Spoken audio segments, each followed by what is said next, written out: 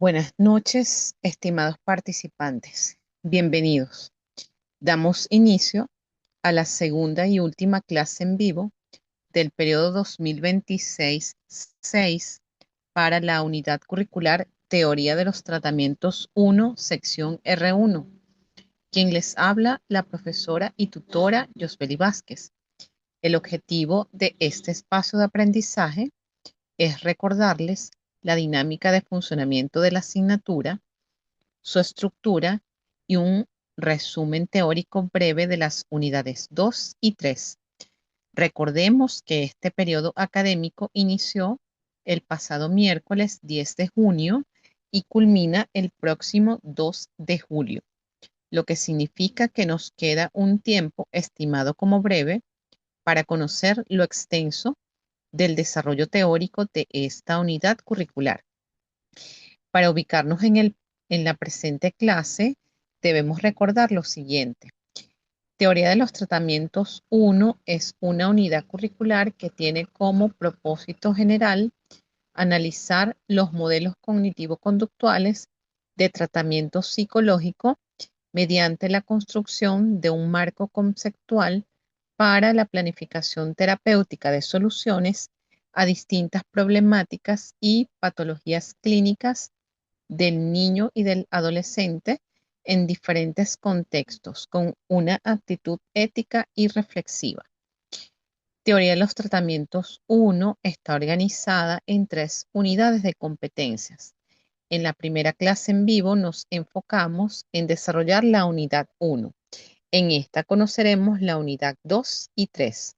Como ustedes bien saben, la evaluación para esta unidad curricular, que es de carácter netamente teórico, constará de 2 cuestionarios que cada uno tiene un valor del 50%. El cuestionario número 1, que tiene como propósito evaluar la unidad 1, y 2, por su parte, el cuestionario número 2, que tiene como propósito evaluar la unidad 3. Asimismo, es importante señalarles que ambos cuestionarios deben realizarlos antes de la fecha señalada.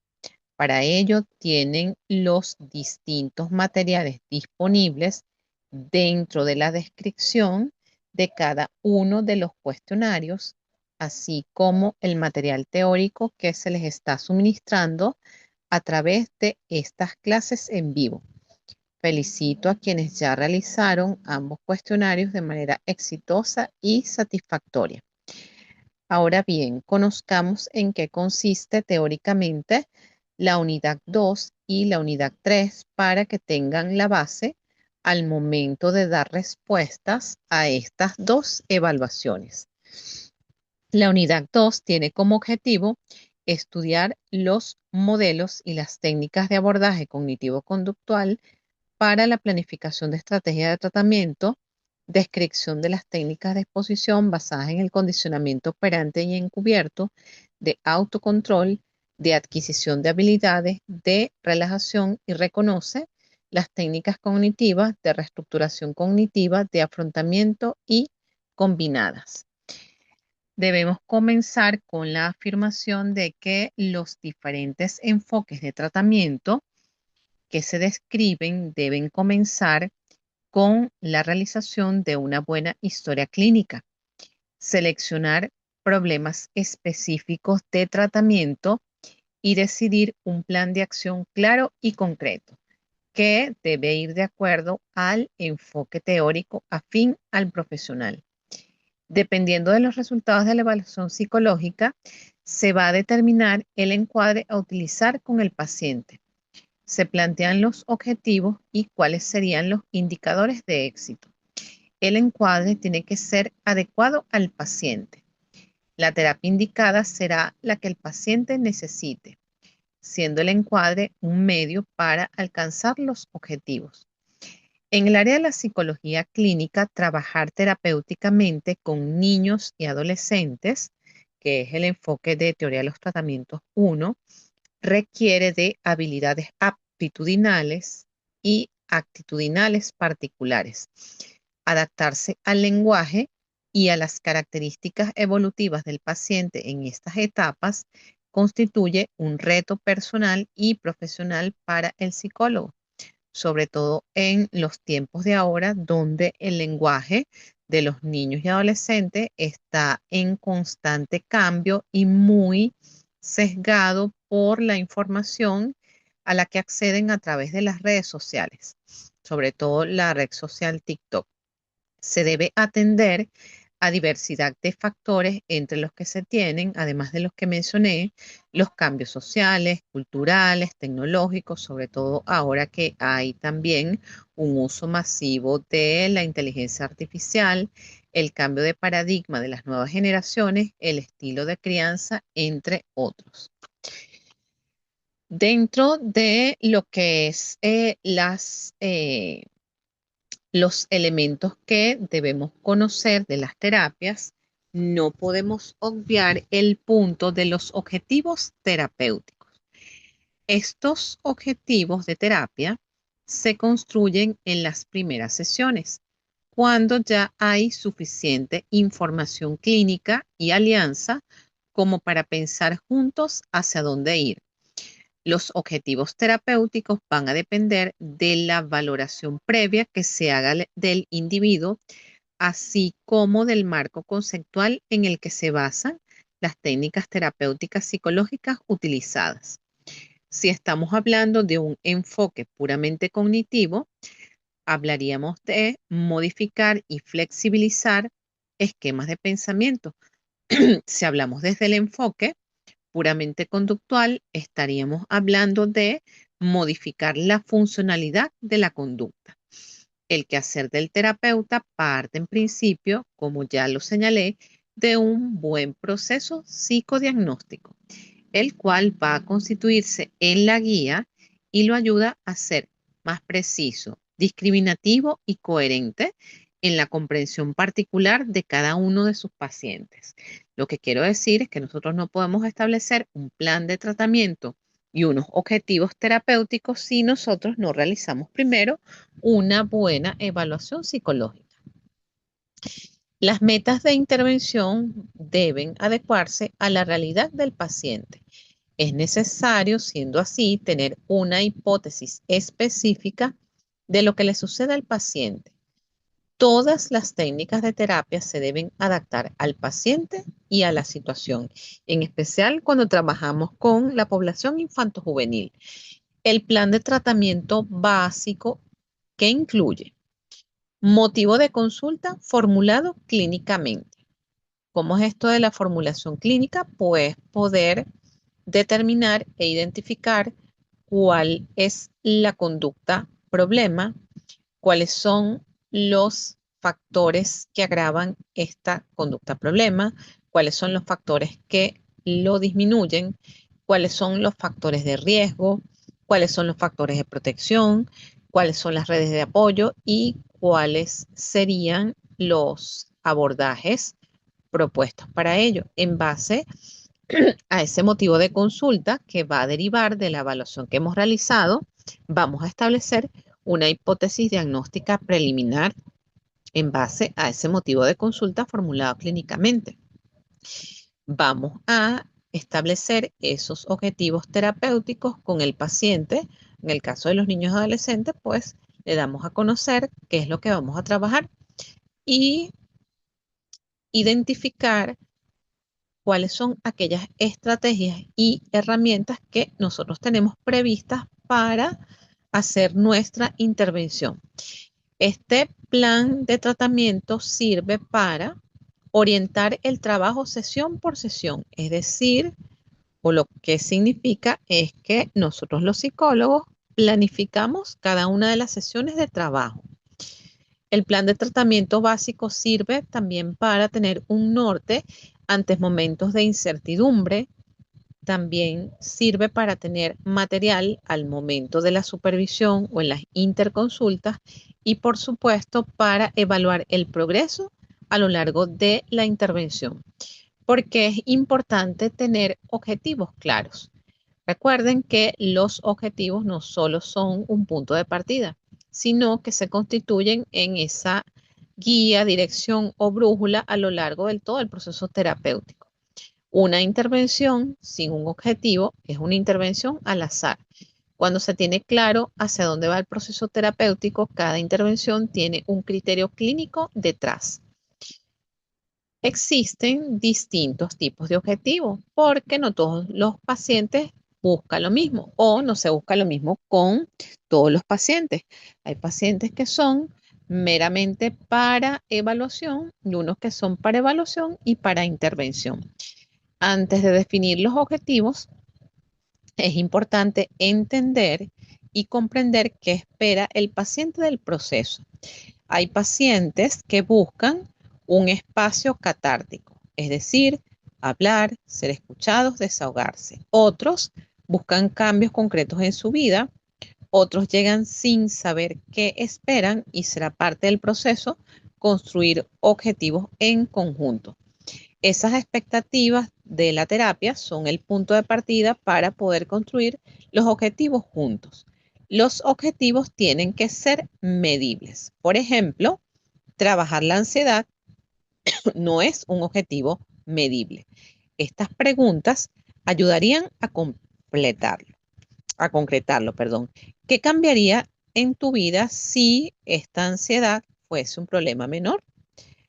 ¿Cómo te darías cuenta de que estás mejor? ¿Qué estarías haciendo diferente? Estas respuestas suelen ser indicadores de progreso. Hay que revisarlos periódicamente. Los objetivos pueden cambiar a lo largo del proceso. Pueden haberse cumplido y necesitar otros objetivos nuevos. Pueden aparecer otros elementos o otro motivo de consulta más urgente que desplace esos objetivos terapéuticos iniciales. Revisarlos es parte de ese trabajo clínico. Partiendo de la premisa de que los trastornos mentales y del comportamiento siguen siendo un motivo de consulta que se presentan con mucha frecuencia dentro de la clínica infanto-juvenil. Al respecto, de Jong en el año 2017 refiere que a nivel mundial se tiene en cuenta cada día más la importancia de la detección y prevención de las alteraciones psicológicas infantiles para facilitar el desarrollo armonioso de la personalidad desde edades muy tempranas.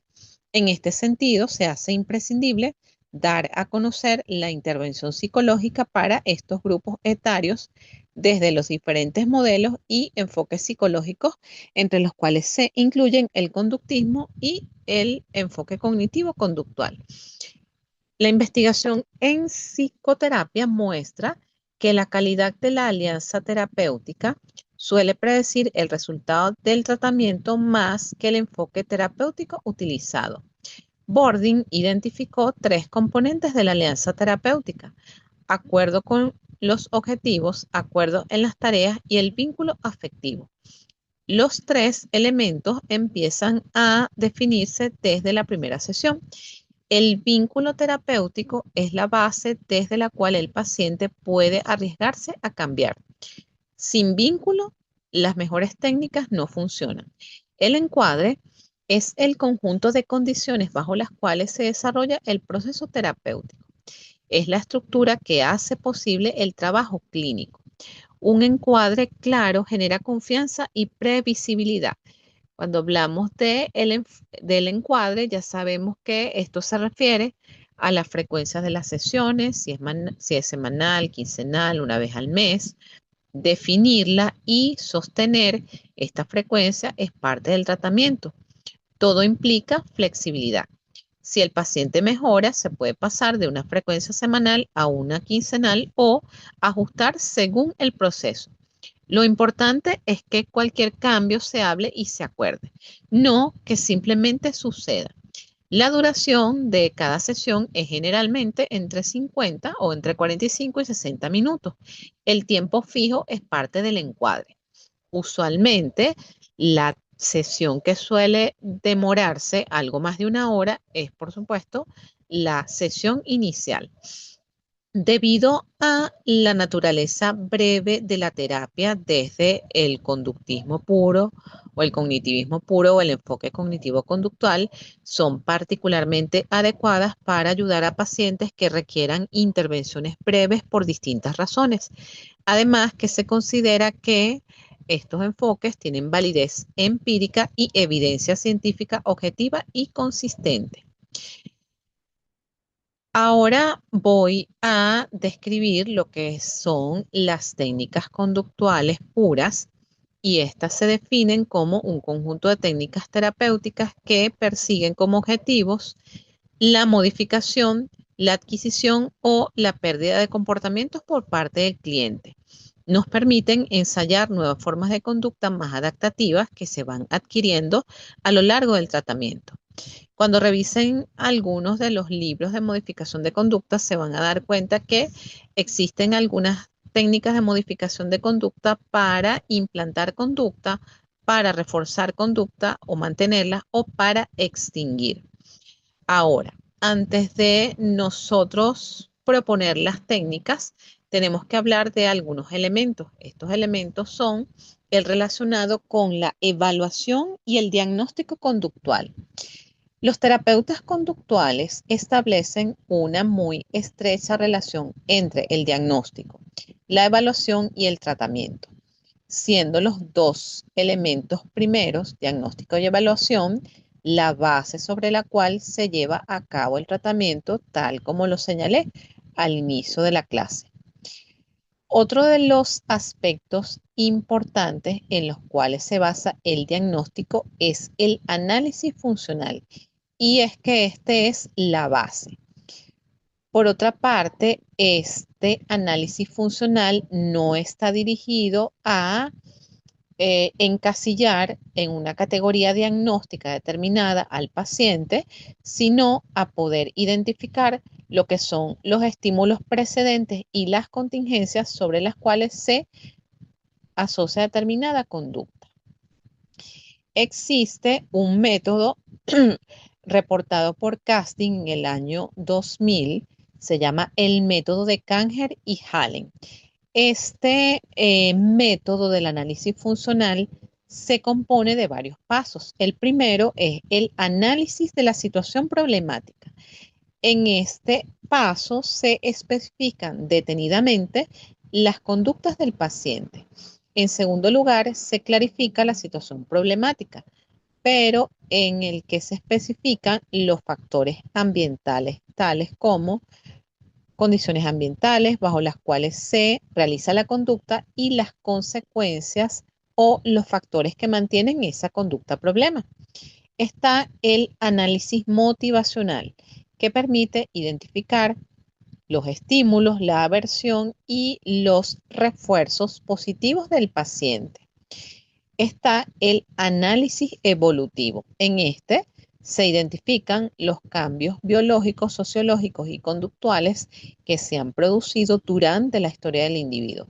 Está el análisis de autocontrol, donde se identifican las situaciones y conductas que el individuo puede controlar.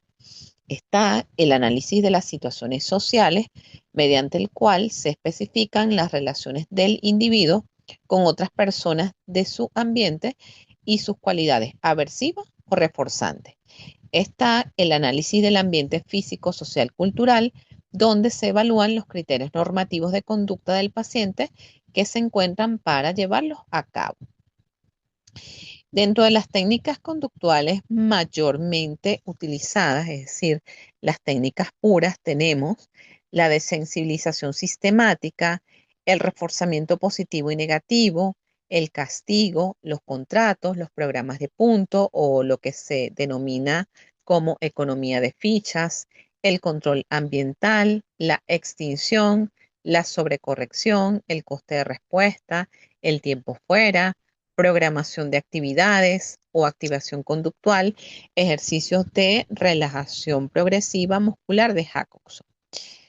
Cuando nosotros hablamos de lo que es la terapia conductual, debemos hablar de lo que son sus elementos. La terapia conductual es una forma de terapia que se basa en los principios del conductismo. La escuela de pensamiento conocida como conductismo se centra en la idea de que aprendemos de nuestro entorno. Como ya indiqué, las técnicas conductuales son ese conjunto de técnicas terapéuticas que persiguen como objetivo la modificación, adquisición o pérdida o extinción de comportamientos por parte del sujeto. Las técnicas utilizadas en este tipo de tratamiento se basan en las teorías del condicionamiento clásico y el condicionamiento operante. La terapia conductual se basa en la acción. Así, los terapeutas conductuales se centran en el uso de las mismas estrategias de aprendizaje que se llevaron a la formación de conductas no deseadas, orientando la terapia hacia la adquisición de nuevos comportamientos. Los dos principios básicos que conforman la terapia conductual, como ya indiqué, son el condicionamiento clásico y el condicionamiento operante. El condicionamiento clásico implica formar asociaciones entre estímulos. El condicionamiento operante, por su parte, se centra en cómo el refuerzo y el castigo se pueden utilizar para aumentar o disminuir la frecuencia de un comportamiento. El condicionamiento clásico es una manera de alterar el comportamiento y existen un buen número de técnicas orientadas a producir este cambio. Originalmente fue conocido como modificación de conducta. Las principales técnicas utilizadas desde el condicionamiento clásico son la inundación, la desensibilización sistemática, la exposición o la terapia aversiva. Otro grupo de las técnicas son las basadas en los principios del condicionamiento operante, lo que significa que utilizan el refuerzo, el castigo, la formación, el modelado y otras técnicas relacionadas para modificar el comportamiento. Estos métodos tienen la ventaja de estar muy centrados en la conducta problema, lo que permite que se puedan producir resultados rápidos y eficaces. Algunas de las técnicas y estrategias utilizadas desde esta aproximación son la economía de fichas, el manejo de las contingencias o la extinción de conducta. Voy a definir las técnicas, algunas de las técnicas que acabo de describir e incorporar alguna otra para que ustedes se ubiquen en lo que es cada una de ellas. La economía de fichas, esta es una técnica basada en los principios del condicionamiento operante. La técnica consiste en establecer un sistema en que el niño gane puntos o fichas por comportarse de una determinada manera. Está el manejo de contingencia, es el manejo de los premios o refuerzos positivos y de los castigos para hacer que un determinado comportamiento se repita o desaparezca. Está la técnica denominada extinción, que consiste en suprimir el reforzamiento de una conducta que ha sido reforzada previamente. Es decir, que si el niño hace una travesura, lo que tenemos que hacer será actuar como si nada, es decir, retiramos la atención y esto se va a convertir en un refuerzo positivo. Está el castigo negativo, que implica un condicionamiento a través del cual se le retira al paciente un estímulo agradable o positivo como consecuencia de la realización de una conducta no deseable, para que en un futuro la emisión de dicha conducta disminuya o llegue a desaparecer. El castigo positivo es un procedimiento básico que consta de la presentación de un estímulo negativo al realizar una conducta específica. De esta forma, la no realización evitaría el estímulo aversivo. El tiempo fuera, que es una técnica bastante utilizada en el ámbito educativo, tiempo fuera o time out, consiste en la retirada de la persona para poder obtener un reforzador positivo durante un periodo de tiempo determinado y de modo contingente a la ejecución de una conducta. Está el modelado, es una técnica terapéutica en la cual el individuo aprende comportamientos nuevos observando e imitando el comportamiento de otras personas denominados modelos. Está la intención paradójica. Esto es basado en lo que se denomina en otros términos psicología a la inversa. Es uno de los métodos más rápidos, más poderosos y menos comprendidos para cambiar la conducta, mediante una serie de instrucciones que llamamos paradójicas. Se trata de pedirle al paciente que haga precisamente lo que es objeto de malestar psicológico. La desensibilización sistemática es una técnica que se trata de entrenar sesiones de relajación mientras la persona se imagina escenas que progresivamente van provocando mayor ansiedad. La repetida presentación del estímulo hace que ésta pierda progresivamente su capacidad de evocar ansiedad y en consecuencia malestar físico, emocional o cognitivo. Está la técnica del reforzamiento positivo, que se basa en ofrecer un estímulo reforzador o apetitivo después de la realización de un determinado comportamiento. Con ello se pretende aumentar la probabilidad de esa respuesta en situaciones futuras. El reforzamiento negativo consiste en fortalecer una determinada conducta mediante la eliminación o la prevención de un estímulo de naturaleza aversiva. Hablemos de lo que ha sido o lo que se reporta como la efectividad de la terapia conductual. Cuando se trata de problemas del comportamiento específicos, sobre todo en el abordaje infanto-juvenil, la terapia conductual a menudo puede ser mucho más eficaz que otros enfoques. ¿Por qué? Porque es un enfoque estructurado, es directivo, va a la conducta problema y eso permite, como ya señalé, pues avances mucho más rápido. ¿Cuál es la aplicabilidad de la terapia conductual? Puede aplicarse con mucha efectividad en los casos de fobia, de los episodios de pánico, en dificultades del aprendizaje, en el trastorno por déficit de atención con hiperactividad, con las habilidades comunicativas, en el trastorno del espectro del autismo, en el trastorno obsesivo compulsivo. Estos son algunas de las condiciones que responden bien a los tratamientos conductuales y existen innumerables obras, sobre todo en los manuales de técnicas conductuales, en los estudios de casos, en las revistas de psicología clínica, donde se reporta la efectividad de la terapia conductual en cada una de las condiciones que acabo de describir. Además, la terapia de la conducta se centra en el aquí y el ahora, es decir, se presta menos atención a los sucesos históricos. Básicamente, la terapia de conducta comienza mediante el proceso diagnóstico denominado análisis funcional o conductual, que ya describí. Es ese proceso que consiste en determinar el problema y lo presentamos basado en categorías conductuales operativas, es decir, conductas manifiestas y encubiertas, por lo general clasificadas como cogniciones, es decir, pensamientos, emociones y conductas, y en determinar las variables que las mantienen, las organísmicas, las mediacionales, los antecedentes estimulares y las contingencias de refuerzo. Existen una serie de lineamientos para realizar los programas de modificación de conducta: una fase inicial, una fase media y una fase final.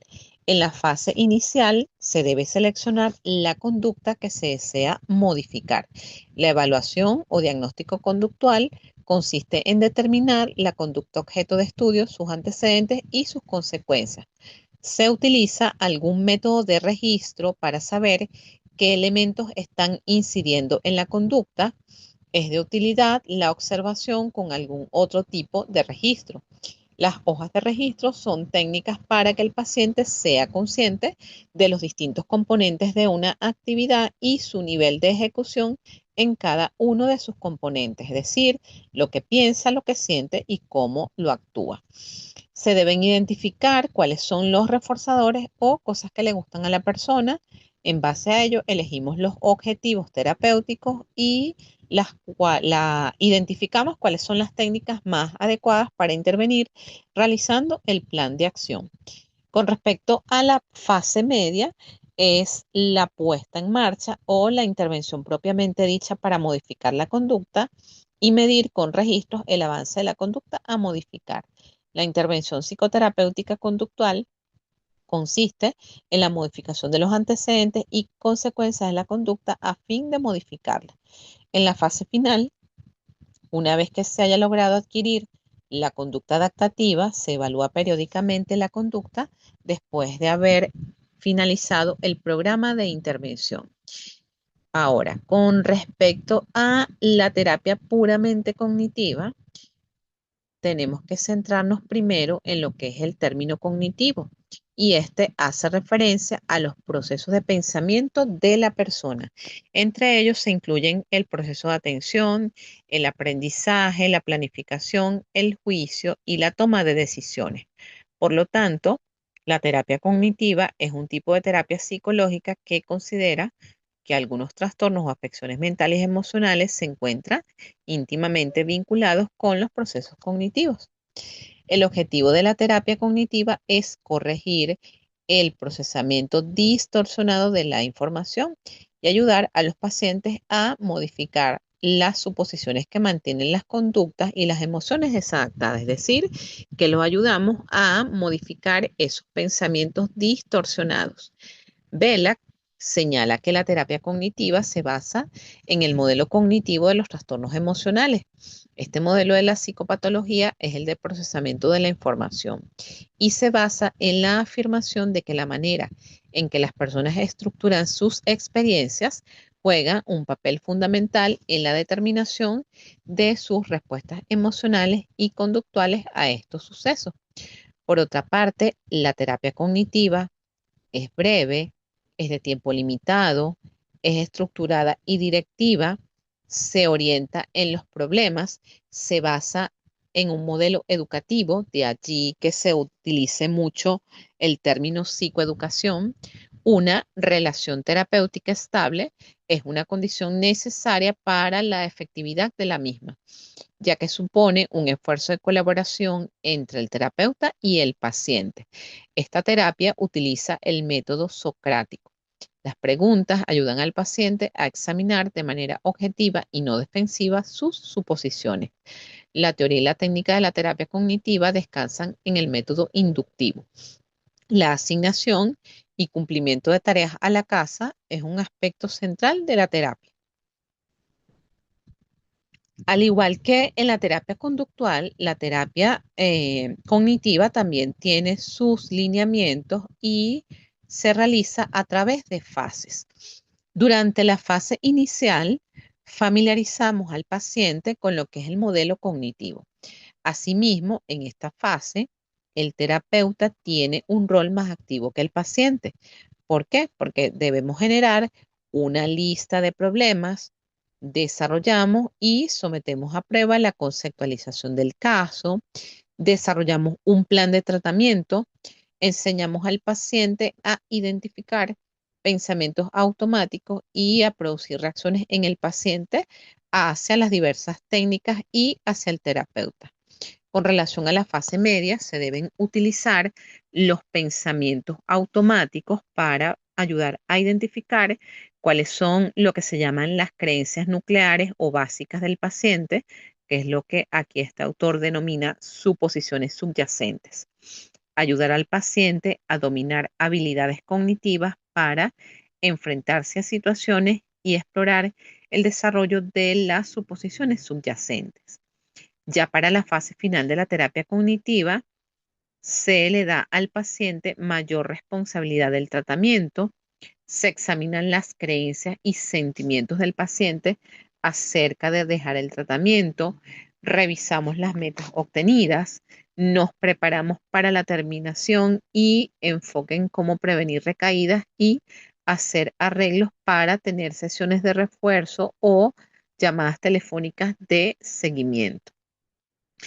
Ahora, em, otras técnicas basadas en el enfoque puramente conductual, yo les hablé de lo que es el modelamiento, pero también está el moldeamiento. Esta es una técnica que consiste en aplicar de manera selectiva y planificada el principio del reforzamiento positivo a través de que el individuo se vaya aproximando sucesivamente a la conducta que se espera. Está la técnica del autocontrol, que consiste en aplicar principios de reforzamiento y castigos para controlar sus propios comportamientos. Ahora, volviendo a lo que son las técnicas puramente cognitivas, pues estas tienen como objetivos el uso de los pensamientos del cliente para la solución o mejora del problema. Lo ayudamos para llevar a cabo determinadas estrategias o para sustituir o reemplazar otros pensamientos que mantienen el problema o que sean parte del mismo. Tenemos la terapia racional emotiva conductual de Albert Ellis, o conocida con sus siglas como TREC. Consiste en una terapia de dirección activa, filosófica y empírica que se centra en la resolución de problemas y perturbaciones emocionales y de conducta.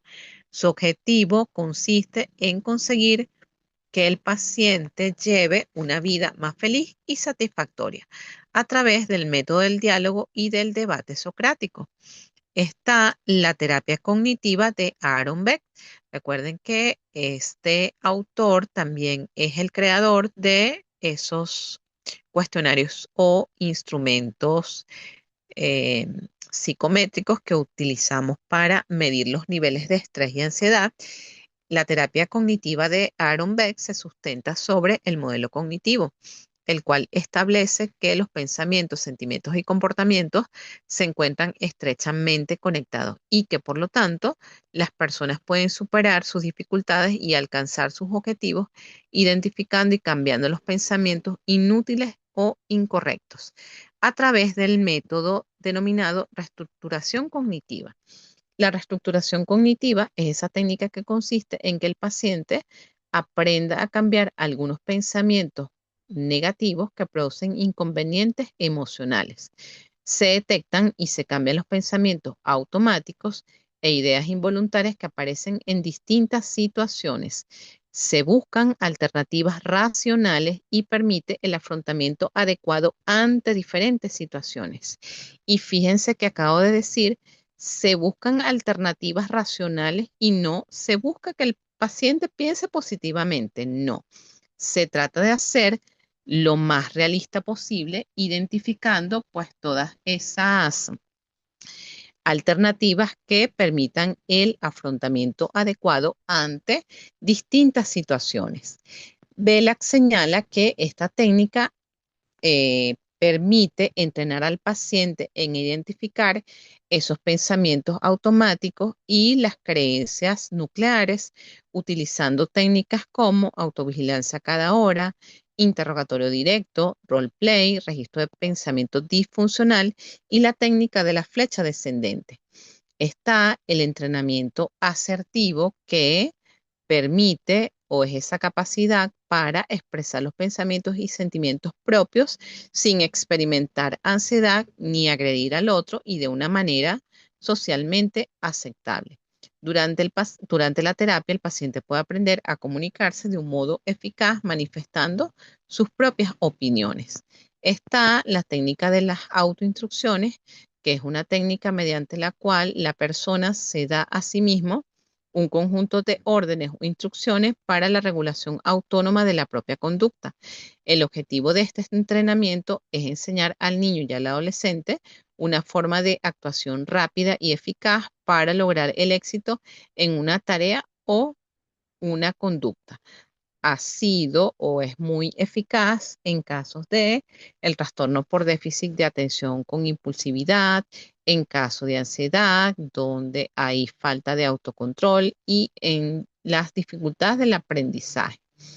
La razón fundamental por la cual sugerimos o se sugiere desde estos enfoques un tratamiento por objetivo es para poder evaluar su eficacia. Tenemos la técnica del interrogatorio directo, que es una técnica más directa que consiste simplemente en preguntarle al paciente qué pensamientos ocurren cuando se encuentran dentro de una situación problemática o en la situación que evocó una respuesta emocional. Esto tiene como fin enfocar la atención sobre cómo el paciente se sentía y como un medio para indagar los pensamientos. Está la técnica de la imaginación, que consiste en utilizar la imaginación para intentar tener acceso a los pensamientos automáticos del paciente. Está el role playing, que se utiliza para despertar pensamientos automáticos y consiste en hacer que paciente y terapeuta hagan un role play de una situación con una alta carga emocional. La técnica conocida como el registro de pensamiento disfuncional consiste en identificar los pensamientos automáticos y registrarlos junto con las emociones asociadas. Existen distintas técnicas para la adquisición de habilidades de afrontamiento. Están las técnicas para el entrenamiento en habilidades de afrontamiento que surgen como una alternativa al principio de condicionamiento y la desensibilización sistemática. Entre ellas tenemos la conocida como inoculación al estrés. Esta técnica tiene como objetivo desarrollar y dotar a los sujetos de habilidades y destrezas que les permitan disminuir o anular la tensión y la agitación fisiológica y sustituir las antiguas interpretaciones negativas por un arsenal de pensamientos positivos de afrontamiento al estrés.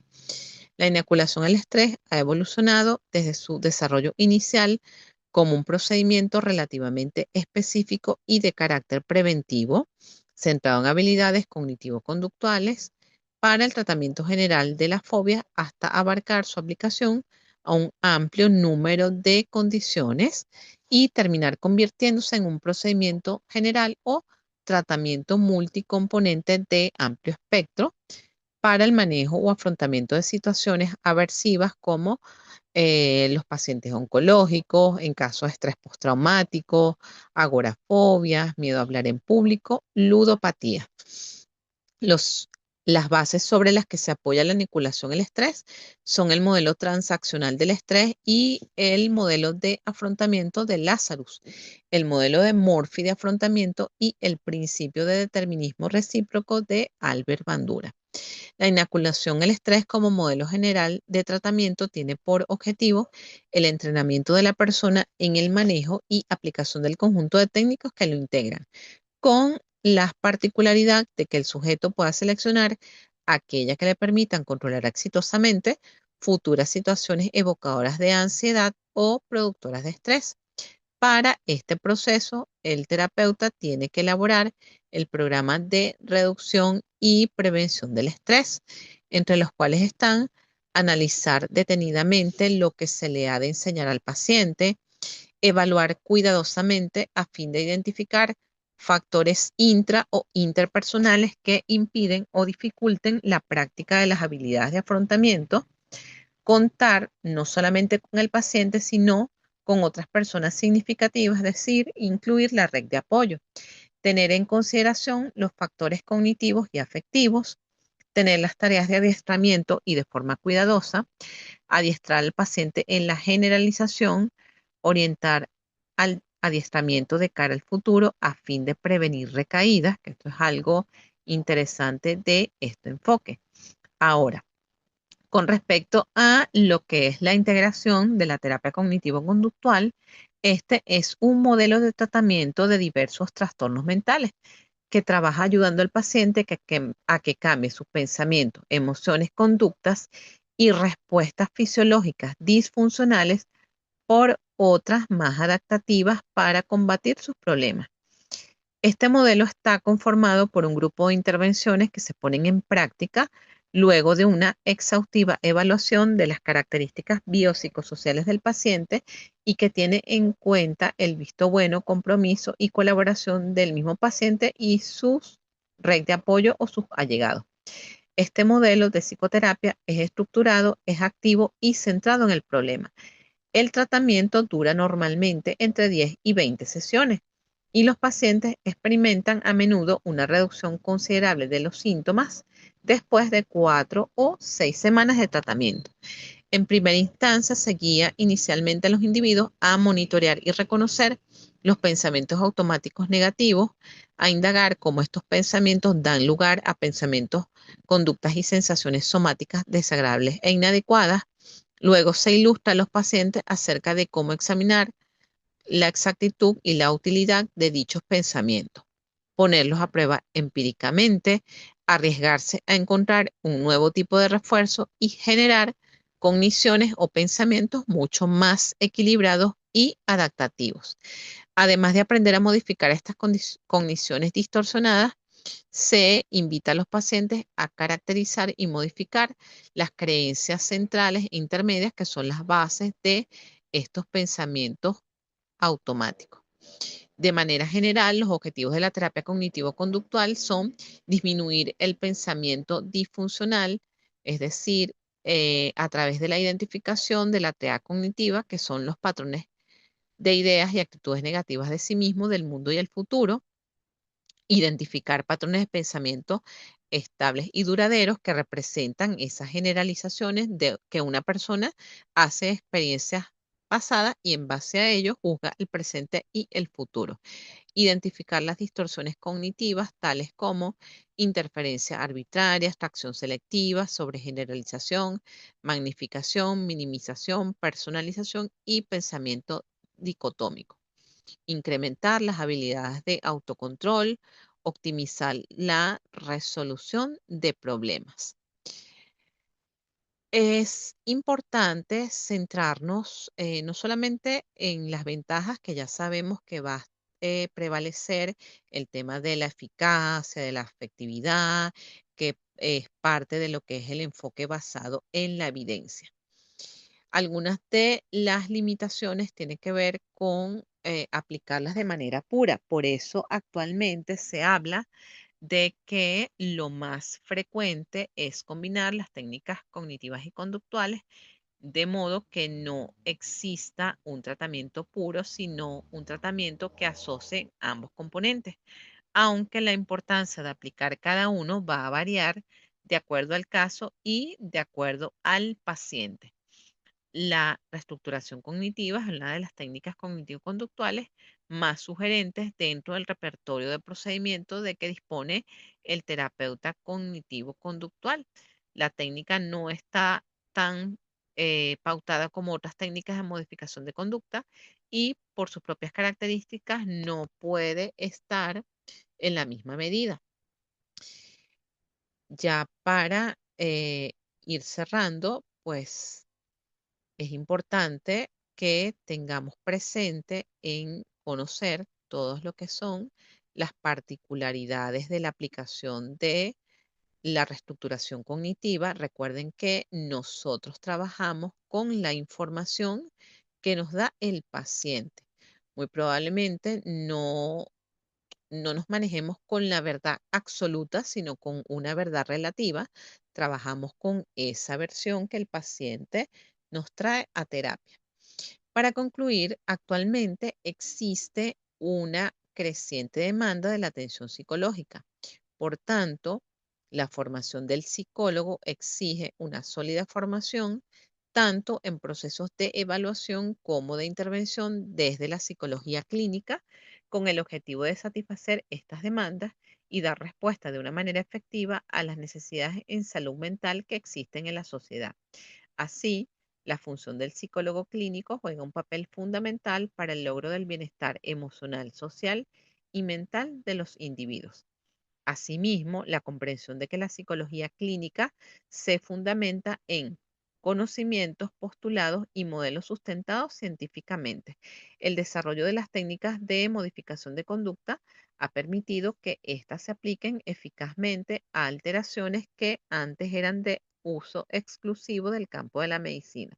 El área de acción dentro de la psicología clínica abarca al ser humano en todo el ciclo vital, así como la diversidad de trastornos estudiados desde la psicopatología, entre los que se tienen los trastornos afectivos, emocionales y del comportamiento, los trastornos adictivos, los trastornos de la personalidad, las disfunciones sexuales, los problemas físicos, el estrés, entre otros que se encuentran debidamente descritos en los manuales diagnósticos CIE 11 y DCM5.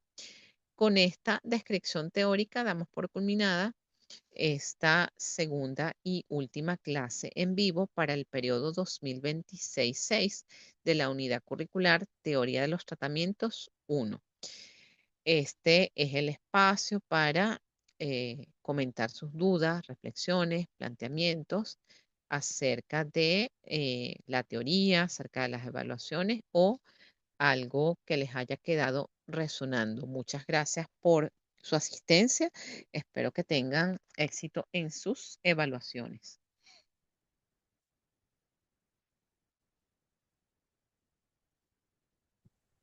Buenas noches, profesora. Buenas Eh, noches. Por aquí Fiorella le quiere hacer una pregunta y perdone mi ignorancia. Con respecto al conductismo, ¿qué estímulo o consecuencias ocurren inmediatamente después de la conducta? ¿Y cómo están reforzándose en su repetición continua dentro de un paciente? Vuélveme a repetir la pregunta y con un caso específico. Por ejemplo, llega a un consultorio, es algo hipotético, Ujú, una persona que se cree que está muy enferma, que su hijo está muy enfermo, y cuando ujú. llega a consulta no acepta que que el psicólogo entable conversación directamente con la persona, sino ella se desliza y habla es del hijo, del problema que tiene el hijo y todo, todo el mecanismo que ella crea es en función de la enfermedad del hijo, pero Mm. realmente quien está enferma es la persona. Entonces, ¿cómo utilizaría el conductismo en este caso? O sea, ¿ella tiene la enfermedad física o ella tiene la enfermedad de que enferma No, al hijo? sí, exactamente. Ok, pues estamos hablando de un caso de Munchausen, Sí, entiendo. Ok, sí, ok. En ese caso, pues basado, por ejemplo, en la reestructuración cognitiva, por ejemplo. ajá, Entonces, identificamos, vamos haciendo, en base a la entrevista inicial, toda esa lista de pensamientos que nosotros hemos identificado como distorsionados y se los hacemos, eh, ahorita se me fue la palabra, eh, lo, lo contrarrestamos entre lo que es la realidad y lo que ella está suponiendo. ¿Qué le hace usted pensar desde la realidad que su hijo tiene tal cosa? Usted lo llevó al médico, el médico le indicó o lo diagnosticó con algún trastorno para considerar que el niño está enfermo y así la vamos, esa es la palabra, confrontando entre lo ando. que son esos pensamientos distorsionados y lo que es la realidad de la salud del niño. O sea, identificamos como que en el aquí, en el ahora, y perdón de toda la mezcla, Ujú. ¿cómo se mantiene ese problema en el tiempo? Ok, eso va a dar dado por las particularidades del caso. No sabemos cómo son los antecedentes Claro, del entorno. Puede ser que haya una ganancia secundaria, por así decirlo, de que ella mantenga al niño relativamente enfermo o para tener la atención, no sé, de la familia o del papá o algún beneficio de tipo económico y podríamos sugerir dentro de ese plan de intervención, si consideramos que obviamente la persona es la del problema, que la terapia la reciba ella como parte de nuestro protocolo de tratamiento. Lo que va a pasar es que como no le va a gustar, va a abandonar el plan de terapia y se va a ir a otro especialista que le dé la razón y así va a ir saltando claro, especialista a especialista. claro. Y Es entonces muy aquí, difícil. Es muy difícil que una persona así tenga conciencia porque en lo que tú le haces el análisis funcional del caso, que es identificar esa conducta problema, los factores predisponentes, los factores que mantienen esa conducta, a ella no le va a gustar. Entonces, quizás claro, tú entonces lo vas a ahí, plantear, tú lo vas a identificar, pero no vas a poder hacer muy probablemente la terapia con una persona de este tipo. Exacto. Entonces haríamos ahí una reestructuración cognitiva que evidencie en el tiempo Eh, quién está en Exacto. el pensamiento, quién está errado en su pensamiento, ¿cierto? Claro, sí, usted está errado en sus pensamientos, sino que tú vas a tomar, bueno, en la sesión que tuvimos inicialmente, usted me planteó esta, que el motivo de consulta era esta, entonces tú identifico aquí un patrón en relación con que tú, no sé, el niño se enferma cada vez que empieza un nuevo colegio, por decir algo. Entonces ahí la vamos confrontando. Pasa que no tengo ningún caso aquí a la mano como para decirte específicamente qué No, es lo no, que ni yo se. tampoco, sino simplemente escuchando usted su conferencia que estuvo maravillosa, se me vino eso a la mente, que o sea, existen tantos problemas eh, del proceso mental que una persona puede enfermar un hijo para llamar la atención y de esta ex- forma mantener a la familia unida, pero no es una unión, es una relación de poder de quién domina más, pero hay una enfermedad mental, evidentemente. Evidentemente. Claro, en esas historias, sobre todo en el caso de los niños, no, muy probablemente no vamos a hacer el análisis funcional de la primera sesión, sino como para consumo de nosotros y poder identificar. Necesitamos tener eh, más insumos, no solamente Claro, claro. la entrevista o la anamnesis clínica inicial, sino al menos las primeras pruebas psicológicas. Yo sé que de repente es algo que, vamos a decir, dependiendo del sitio donde estés trabajando, porque se me ocurre ahorita, depende del. Hay instituciones donde te dicen, tú tienes que trabajar bajo el enfoque cognitivo-conductual. Entonces, con una sola sesión, muy probablemente, que me parece un poquito al lado de los pelos, con esa información que recabes en la primera entrevista, haces tu análisis funcional y haces la intervención para que sea un informe breve. Wow, Pero yo creo que no si se nosotros, puede.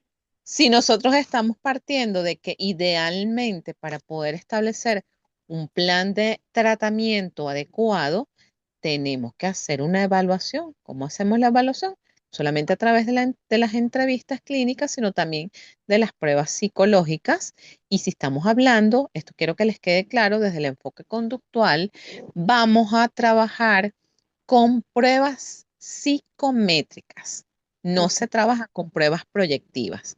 Las pruebas psicométricas tienen la particularidad de que suelen tener ítems que son más objetivos, te arrojan resultados en base a un nivel de severidad o ya tienes, por ejemplo, si estamos hablando del 16PF, que es algo que es una prueba de personalidad que se aplica de manera frecuente. Bueno, ya tú tienes el perfil de los 16 factores de personalidad y en base a eso y la entrevista, allí sí tú podrías hacer un plan de tratamiento, ¿ves? Mm, Pero ya ok. tienes un instrumento objetivo para poder establecer esos factores que mantienen la conducta, lo que los disminuye, la conducta problema, identificar los patrones distorsionados. ¿Me explico? Sí, sí. Claro, y de esta manera yo puedo diagnosticar y a través del diagnóstico sí puedo hacer un plan de tratamiento. Exactamente. Por ejemplo, como el que te digo. O sea, el paciente llega a trabajar la ansiedad, ajá, pero cuéntame del uno al tanto tu nivel de ansiedad. Entonces ahí le aplicas La de tu ver. instrumento para medir ansiedad, te ve. Ah, vamos a ver, este paciente tiene un nivel de ansiedad de moderado a severo. Entonces tendríamos que también aplicar una escala de depresión para ver si hay una correlación o la comorbilidad y en base a eso así, ok, bueno, este nivel de ansiedad que tienes en este momento es así, ¿en qué te está afectando? Ok, te está afectando en el trabajo y ahí empezamos a establecer los elementos. Por eso te digo, quizás hay una estructura que tú sigues, pero hay que individualizar y particularizar cada plan de tratamiento. Nunca Gracias. vas a usar un mismo plan de tratamiento para todos los pacientes. Claro. Eso es como, tú puedes tener una batería estándar, de evaluación. Bueno, no sé, yo aplico la escala Wechsler, el 16PF, la entrevista clínica y no sé qué cuestionario de autoestima tal, chévere. Pero en base a los resultados que tú vas a hacer tu plan de tratamiento. Y Sí, depende, por porque, ejemplo, o sea, cada paciente es indiferente, tiene particularidades mentales diferentes a otro. Por claro, ejemplo, puede llegar uno que sea demasiado negativo. Yo soy un fracaso. Todo lo que total, hago está siempre llegan mal. así. Si están muy deprimidos, llegan así. O ese caso que tú estás hablando, podemos buscarnos algunos instrumentos que son para medir el riesgo de maltrato en el niño o algunos instrumentos para medir estilo de crianza o estilo de apego padre-hijo, ¿me explico? Y ahí Sí, tienes insumos más objetivos para hacer tu plan de tratamiento y hacerle esos señalamientos. Porque al final, en el caso de los niños, cuando tú vas a proponer un plan de tratamiento, claro, tú después en tu sesión individual con el niño, tú le explicas, pero inicialmente haces esa explicación con la madre. Y claro. cuando haces una intervención tan directa, porque cuando se hacen estos abordajes desde el enfoque conductual, tienes que ser directo y directivo, a mucha gente no les gusta, porque lo ven como muy de manera coloquial, muy rudo, pues lo que le estás diciendo. Claro, claro, y tendríamos que, de una forma muy autoritaria, decirle de qué me sirve, o sea, qué te sirve creer que lo que estás diciendo es verdaderamente cierto. O sea, Exacto. dónde están los parámetros, las herramientas que me digan que es cierto? ¿Dónde está la verdad? Y ahí es donde uno tiene que utilizar, como usted dice, las herramientas que nos brinda la psicología para determinar el problema y buscarle la solución. Claro, y Ahora, la verdad es que nosotros trabajamos con la información que nos da el paciente. Entonces, si nos está diciendo mentira, estamos trabajando en base a una mentira. O claro. si nos dice una media verdad, estamos trabajando con media verdad. Exacto. Por Profesora, ejemplo, tengo aquí, encantadísima, o sea, demasiado, no hay como decirle gracias porque me despejó un montón de dudas que tenía. Y las dudas las vengo trayendo, arrastrando desde la primera clase que usted dio. bueno, las hubiese escrito. Por ejemplo, tengo aquí un caso de una persona, un adulto joven, está cerca de los 30. Vamos a decir, su motivo de consulta que los lleva es eh, que está abrumado por ciertas situaciones porque está pasando por un duelo por ruptura de pareja. Pero entonces su verbatim es que él no le gusta o no, sí, no le gusta enfrentarse a esas situaciones o esas emociones que le hacen sentir mal. Entonces, en ese caso, la conducta problema sería lo que llaman desde la terapia de aceptación y compromiso, la evitación experiencial. Es decir, esa persona que no quiere enfrentarse a su problema. Porque el verbatim es que él se come las emociones y no hablo de lo que siento. Entonces, no hablo de lo que siento, estoy evitando las experiencias. Utiliza como mecanismos de afrontamiento cigarrillos, vapor, uso de sustancias. Entonces, ¿qué es lo que se ha generado? Que actualmente haya una ansiedad anticipatoria sobre el futuro, lo que le está generando un alto nivel de estrés. Además, eh, hay un duelo por ruptura. ¿Cuál es la lista de problemas? Bueno, se le indica en la sesión posterior, bueno, de lo acuerdo a lo que hablábamos, tu conducta problema es esto, actualmente tú te estás presentando, los antecedentes que tienes es que hay emociones combinadas de tristeza y de ansiedad, rumias, porque además es una persona que no hablas de lo que siente, pero él mismo dice que él se atormenta con sus propios pensamientos, lo que desde el punto de vista emocional le está generando ansiedad, se siente bloqueado por la tristeza, lo motor es que no verbaliza y se aísla. O sea, ¿cuál es el mecanismo que usa? El uso de sustancias. Entonces sus problemas son evitar eh, evitar exponerse a sus emociones y esta evitación emocional es crónica. Eso quiere decir que hay una falta de habilidades para regularse emocional y conductualmente. Tiene una ansiedad generalizada que se junta con el consumo de sustancias, porque además es el estilo de afrontamiento de esta persona. Hay un duelo no elaborado, que es un duelo reciente, y que además le está generando, aunado a ese duelo, es una persona que está reciente a mudarse, entonces además de eso tiene un estrés por esa transición vital que implica una mudanza. Mm. Y lo que subyace, si él muestra lo que siente, él lo rechaza. Entonces, ¿cuál sería el objetivo? En este caso, enseñarlo o entrenar destrezas de experimentar sentimientos o emociones de tristeza sin destruirse. Sin destruirse, bueno, hay que buscar unos mecanismos alternativos a el uso de sustancias, que en este caso, bueno, puedes hacer una actividad deportiva, puedes buscar una actividad para drenar ese nivel de estrés. Vamos a trabajar en identificar esa ansiedad, dónde la sientes, cuánto la sientes, el nivel de intensidad, si es moderado, como en este caso también se podría aplicar un cuestionario de afrontamiento del estrés y con las dimensiones tú vas a ir discutiendo, bueno, tus mecanismos de afrontamiento son este y este y este y este, bueno, vamos a trabajar en base a esto. Eso es algo que se hace dentro de la terapia y eh, hacerle la guía de que, bueno, podemos trabajar 10 sesiones, en esas 10 sesiones vamos a ir trabajando todos estos aspectos. Lo psicoeducamos en relación con la ansiedad, estas estrategias de evitación y así vamos haciendo nuestra intervención Gracias, profe. a la Estuvo hora.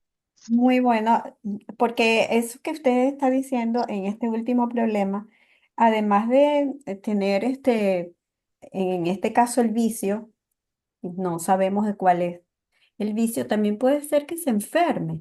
La tiroides tiene mucha relación con esas ansiedades que no son, de alguna forma procesadas, ¿no? Claro. De Bueno, inflamación de la tiroides. claro, en este caso no hay esto es un caso real que estoy comentando. No hay ningún tipo de enfermedad física, pero es una persona que tiene consumo de marihuana de larga data. Wow. Ya ahí estaríamos hablando de otra Esas cosa. emociones nunca las ha procesado bien. No, y utiliza como mecanismo de afrontamiento el uso de sustancias, pero no es Claro, desde ahorita, es desde siempre. Entonces, eso es un trabajo que muchas veces se excede en las 20 sesiones.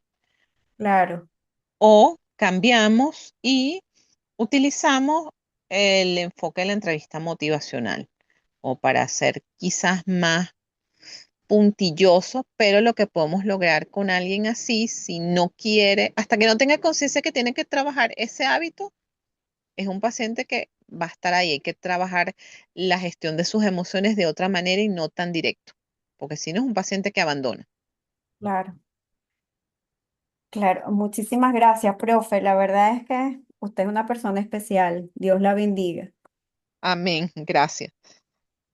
¿Alguna otra duda? Gracias, Fiorella, por tu pregunta. Gracias a usted por responder de una manera tan clara y cognitivamente con una enseñanza veraz.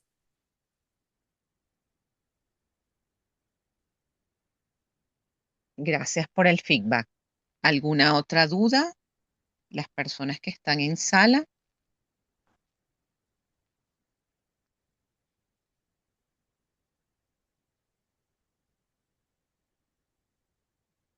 creo que eres tú sola nada más. Bueno, siendo que no hay más dudas, damos por culminada esta segunda clase en vivo. Espero que todo el material que les dejé en los cuestionarios, perdón, sí, en las evaluaciones, les sea de mucho provecho. Muchas gracias por su asistencia. Que tenga feliz noche.